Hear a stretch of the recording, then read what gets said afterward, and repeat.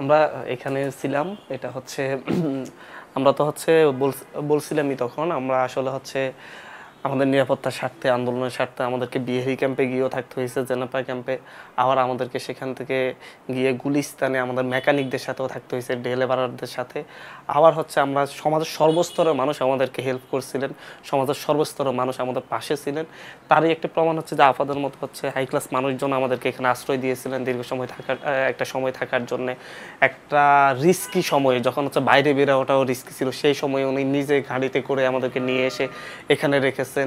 এবং হচ্ছে এখান থেকে, এই রুম থেকেই কিন্তু হচ্ছে আমরা মুখে এবং হচ্ছে চোখে লাল কাপড় বাঁধিয়ে, আপার একটা নতুন ওড়না আমাদেরকে দিয়েছিলেন বাঁধার জন্য। আমরা চোখে মুখে লাল কাপড় বেঁধে আমরা এখান থেকেই কিন্তু হচ্ছে সেই প্রোগ্রামটা আমরা পালন করি, এখান থেকেই ঘোষণা দিই।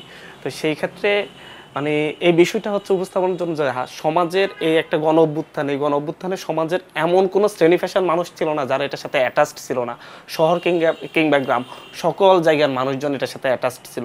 আমরা যখন যার সাথেই কথা বলেছি, কেউ আমাদেরকে একবার ফেলে দেন নাই, পিরিয়ে দেন নাই। যে কোনো রিস্কি মুহূর্তে আমাদেরকে এখানে আমাদেরকে আশ্রয় দিয়েছেন, হেল্প করেছেন, সহযোগিতা করেছেন। আপা আমাদের জন্য জামা কাপড় কিনেও পাঠিয়েছিলেন, যাতে করে হচ্ছে আমাদের দেখছিলেন যে হচ্ছে একটা গেঞ্জি পরে আছি আমরা, প্রতিনিয়ত একটা গেঞ্জি পরে, একটা শার্ট পরে আমরা করতেছিলাম, ভিডিও বার্তা দিয়েছিলাম। আমরা খাওয়া দাওয়া করি না, উনি আমাদের জন্য 8-10 ধরনের খাবার রান্না করেছিলেন, আমরা সবাই মিলে ভালোভাবে খাই। এবং হচ্ছে আমাদের জন্য জামা কাপড় কিনে দিয়েছিলেন, যাতে করে আমরা করতে পারি, সহজে ফ্রেশ হইতে পারি। 31 জুলাই থেকে অবস্থান করি এবং এখান থেকে বেশ কিছু গুরুত্বপূর্ণ কর্মসূচি ঘোষণা করি। মূলত 28 জুলাই থেকে যে 3 আগস্ট পর্যন্ত আন্দোলন, সে 3 আগস্টের আগ পর্যন্ত মূলত সবচাইতে গুরুত্বপূর্ণ রোল প্লে করে এই বাসা, বা এই বাসায় এই সম্মানিত এখানে ওয়াহিদ ভাই আছেন। তিনি আমাদেরকে সর্বাত্মক সহায়তা করেছেন এবং তিনি খুঁজে খুঁজে তার ভাষ্যমতে এই এরিয়ার সবচাইতে সেফ হোম, হ্যাঁ, সেখানে আমাদেরকে আশ্রয় দেন। আমরা তার জন্য তার প্রতি কৃতজ্ঞ।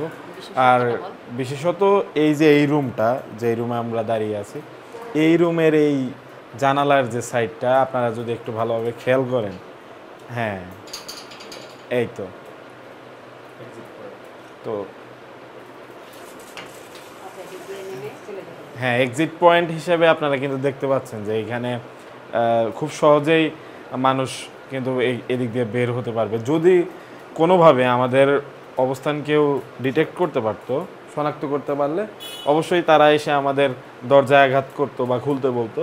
তো সেক্ষেত্রে আমরা খুব দ্রুত কিন্তু আমরা এটি সরিয়ে আমরা বের হতে পারতাম। এবং এই এলাকায় মোটামুটি বলা চলে যে আন্দোলনের ঢেউ লেগেছিল এবং এই এলাকার সবাই মোটামুটি আমাদের পক্ষেই ছিল। তো সেই জায়গা থেকে সবচাইতে যে সেফ হোম, সেটি ভাই আমাদেরকে ব্যবস্থা করেছেন। অনেক দিন পর হলেও আবার ভাইয়ের কাছে এসেছি। আসলে আমাদের তো বন্দুকের নলের সামনে আমরা ছিলাম, আমাদের অনেক ঝুঁকি ছিল, কিন্তু ভাইয়ের মতো যে মানুষজন ছিলেন তারা আমাদের পাশে এসে দাঁড়িয়েছেন।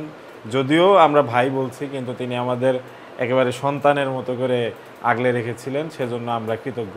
আমার মনে হয় সারা বাংলাদেশই তাদের প্রতি কৃতজ্ঞ থাকা উচিত। রান্না করে খাইতাম, গাফফার ভাই ছিল হেড শেফ, মাঝে মাঝে আমিও রান্না করতাম। একটু মানে ব্যাপারটা ভালো ছিল যে নিজেরাই করা, এবং রান্নার ব্যাপারটার স্পেশালিটি ছিল এখানে স্ট্রেস ফ্রিটা থাকতে পারতাম। অন্য সবসময় প্রচুর স্ট্রেস যেত, রান্না যতক্ষণ করতাম ততক্ষণ মনে হচ্ছে একটু রিল্যাক্স। এই কাজটা আসলে দিয়েছিল, হেল্প করেছিল বেশ। সামনের যে বাসাটায় এই রুমটা আর কি, অ্যাকচুয়ালি এই রুমটা থেকে অসহযোগ আন্দোলনের ঘোষণাটা গেছে। এখানের ভিতরে অনেকগুলো ব্যাপার স্যাপার, ওই সময়ের ভিতরে আমরা কনফিউজ ছিলাম। আবার এখানের ভিতরে আন্দোলনটাকে আমরা চিন্তা করতেছিলাম সামনের দিকে নিব না স্লো করব, অনেকগুলো ব্যাপার ছিল। বাট ওই সময় আর পেছানোর সুযোগ ছিল না।